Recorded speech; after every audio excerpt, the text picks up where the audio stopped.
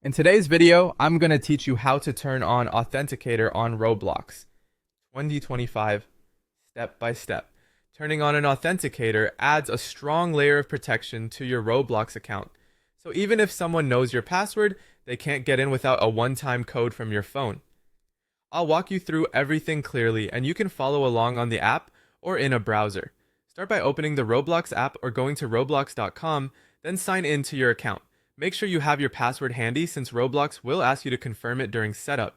If you're using the app, it helps to update to the latest version for the smoothest experience. Next, head to your account settings. Tap or click the gear icon to open settings, then choose the security section. This is where Roblox keeps all the tools that help protect your account.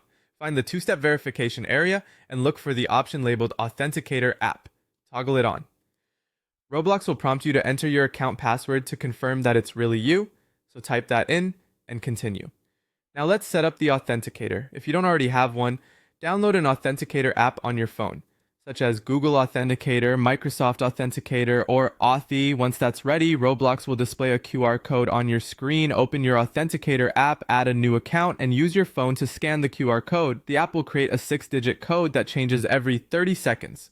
Go back to Roblox, type in the current code from the app, and select Verify or Confirm. If the code doesn't work the first time, wait for the next one to appear and try again, and make sure your phone's time is set automatically so the codes stay in sync.